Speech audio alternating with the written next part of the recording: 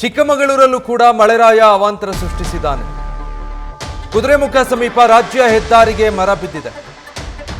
ಕಳಸಾ ಮಂಗಳೂರು ರಸ್ತೆಯಲ್ಲಿ ಇದರಿಂದ ಸಂಚಾರ ಅಸ್ತವ್ಯಸ್ತ ಆಗಿರೋದು. ನಿರಂತರವಾಗಿ ಮಳೆಯಾಗ್ತಾ ಇರೋದ್ರಿಂದ ವಾಹನ ಸವಾರರಿಗೆ ಪರದಾಟ ಆಗಿದೆ.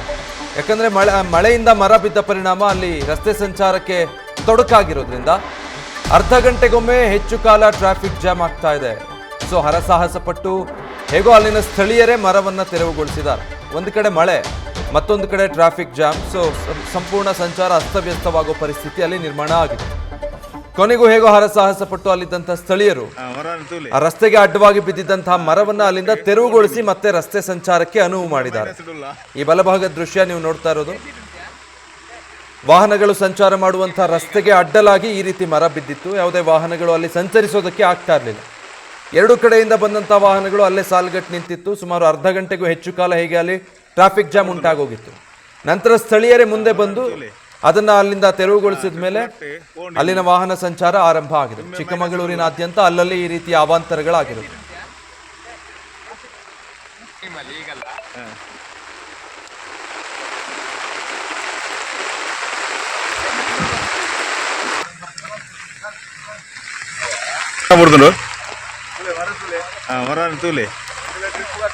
ಟ್ರಿಪ್ ಕಟ್ಟಿ ಹೋಂಡಿನಿ ದುಮ್ಮೆ ಮೈನಸ್ ಇಡಲ್ಲ. ಇನ್ನು ಕರಾವಳಿ ನಾಡು ಉಡುಪಿಯಲ್ಲೂ ಕೂಡ ವರುಣನ ಆರ್ಭಟ ಜೋರಾಗೇ ಇದೆ. ಜಿಲ್ಲೆಯಾದ್ಯಂತ ಮೋಡ ಮುಸುಕಿದ ವಾತಾವರಣ ಮುಂದುವರೆದಿದೆ.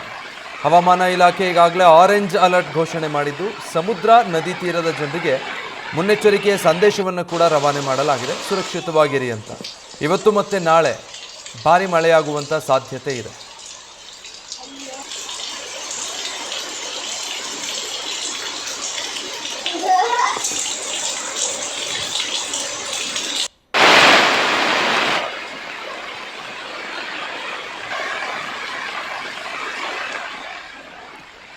ಸೊ ಉಡುಪಿಯಲ್ಲಿ ಹೀಗಾದರೆ ಇತ್ತ ಮೈಸೂರಿನಲ್ಲೂ ಕೂಡ ಮುಂಗಾರು ಮಳೆ ಚುರುಕು ಪಡೆದುಕೊಂಡಿದೆ. ಜನಜೀವನ ಅಸ್ತವ್ಯಸ್ತ ಆಗಿದೆ ಹೆಚ್ಚಿನ ಮಳೆಯಿಂದ. ವಾಹನ ಸವಾರರಿಗೂ ಕೂಡ ಮಳೆಯ ಕಾಟ ಹೆಚ್ಚಾಗಿದೆ. ಮೈಸೂರು ಜಿಲ್ಲೆಯಾದ್ಯಂತ ತುಂತುರು ಮಳೆ ಮುಂದುವರಿತಾ ಇದೆ. ಹೀಗಾಗಿ ಜನ ಹೈರಾಣಾಗಿದ್ದಾರೆ. ಅತ್ತ HD ಕೋಟೆಯಲ್ಲೂ ಕೂಡ ಮಳೆಗೆ ಮನೆ ಕುಸಿದು ಬಿದ್ದಿದೆ. ವಿಜಯ್ ಅನ್ನೋರಿಗೆ ಸೇರಿದಂತಹ ಮನೆ ಕುಸಿತ ಆಗಿರೋ ಘಟನೆ ನಡೆದಿದೆ. ಪೀಠೋಪಕರಣಗಳೆಲ್ಲ ಸಂಪೂರ್ಣವಾಗಿ ಧ್ವಂಸ ಆಗಿದೆ. ಆದರೆ ಅದೃಷ್ಟವಶಾತ್ ಯಾವುದೇ ಪ್ರಾಣಹಾನಿ ಆಗಿಲ್ಲ. ಇಲ್ಲಿ ಪರಿಹಾರ ಕೊಡಬೇಕು ನಮಗೆ ಅಂತ ಹೇಳಿ ಸರ್ಕಾರಕ್ಕೆ ವಿಜಯ್ ದಂಪತಿಗಳು ಮನವಿ ಮಾಡಿದ್ದಾರೆ.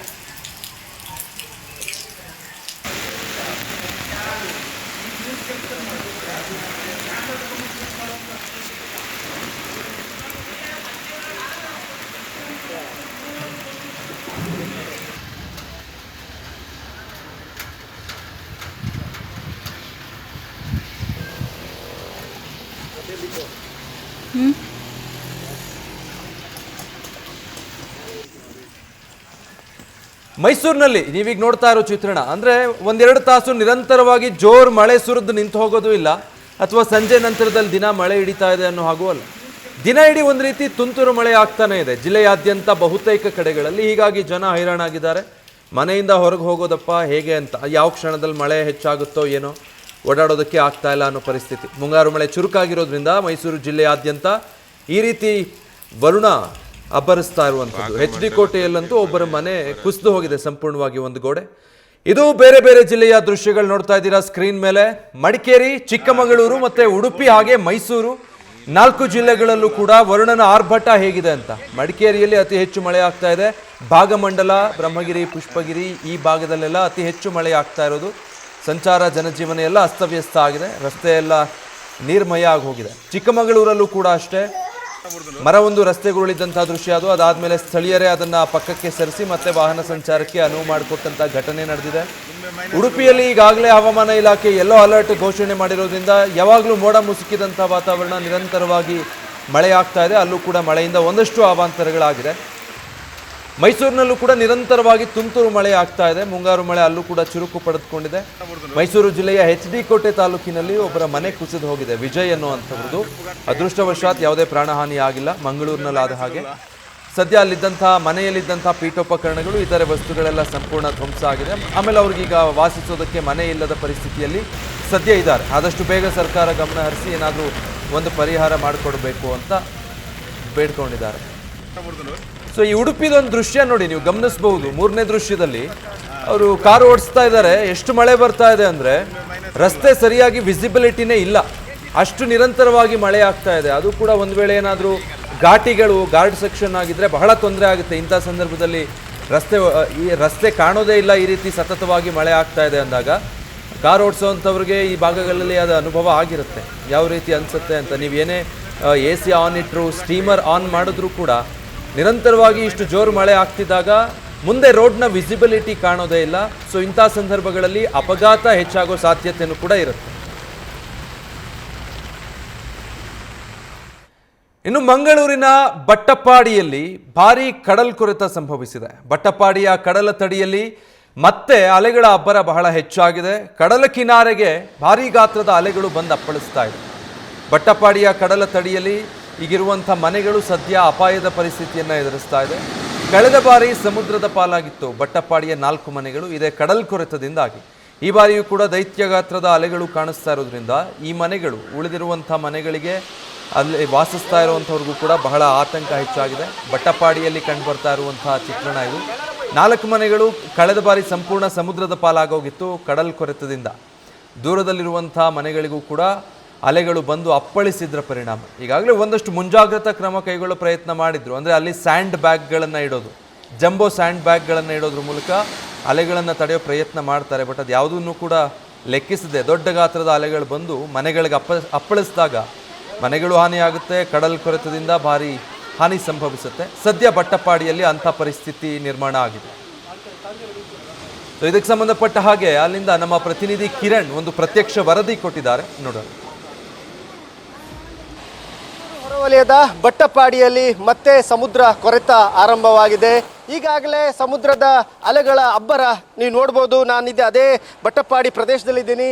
ಯಾವ ರೀತಿಯ ಒಂದು ರಕ್ಕಸ ಅಲೆಗಳ ಅಬ್ಬರ ಈಗ ಕಾಣ್ತಾ ಇರುವಂಥದ್ದು.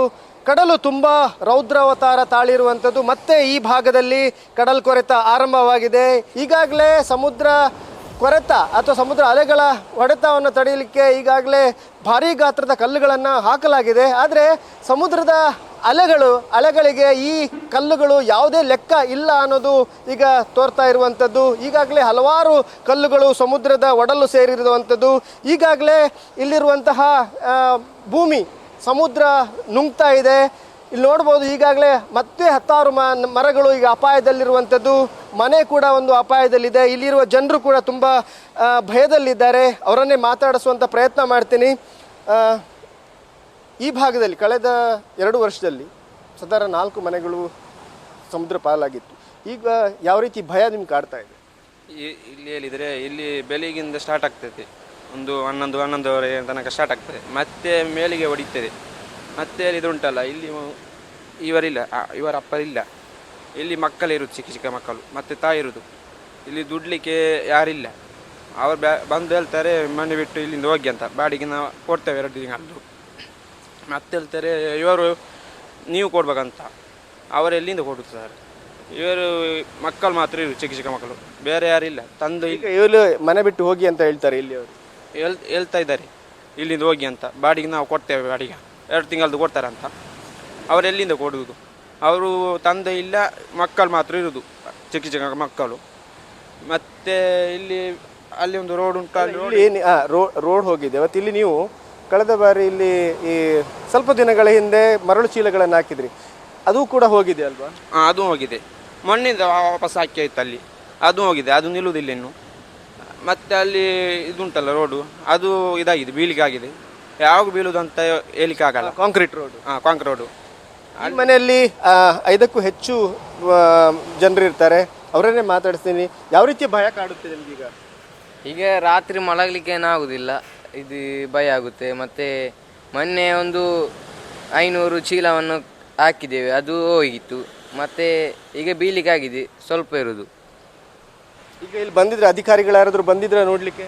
ಬಂದು ನೋಡ್ತಾರೆ, ಹೋಗ್ತಾರೆ ಅಷ್ಟೇ, ಮತ್ತೇನು ಮಾಡೋದಿಲ್ಲ. ಅವರು ಮಾಡ್ತೇವೆ, ಇಲ್ಲಿ ಹೋಗ್ತಾರೆ. ಇದು ಇಲ್ಲಿಯ ಜನರ ಒಂದು ಭಯ. ಯಾಕಂದರೆ ರಾತ್ರಿ ಇಲ್ಲಿ ಮಲಗಬೇಕಾದ್ರೆ ಜೀವ ಕೈ ಹಿಡಿದುಕೊಂಡು ಮಲಗುವಂಥ ಪರಿಸ್ಥಿತಿ ಇದೆ. ಯಾವಾಗ ಸಮುದ್ರದ ಅಲೆಗಳು ಬಂದು ಈ ಮನೆಯನ್ನೇ ಕೊಚ್ಚಿಕೊಂಡು ಹೋಗುತ್ತೆ ಅನ್ನೋ ಒಂದು ಆತಂಕ ಇವರನ್ನು ಕಾಡ್ತಾ ಇರುವಂಥದ್ದು. ಈ ಹಿನ್ನೆಲೆಯಲ್ಲಿ ಜಿಲ್ಲಾಡಳಿತ ಹಾಗೆಯೇ ಸರ್ಕಾರ ಈ ಬಗ್ಗೆ ಈ ಕೂಡಲೇ ಗಮನ ಹರಿಸಬೇಕು ಅನ್ನೋ ಒತ್ತಾಯ ಇಲ್ಲಿಯ ಜನರದ್ದಾಗಿದೆ. ಕ್ಯಾಮ್ರಾಮನ್ ಪ್ರಶಾಂತ್ ಅವರೊಂದಿಗೆ Kiran news Sirsikar, news first, Mangaluru. News first ನಿರ್ಭೀತಿಯಿಂದ ನಿಮ್ಮ ಪರವಾಗಿ.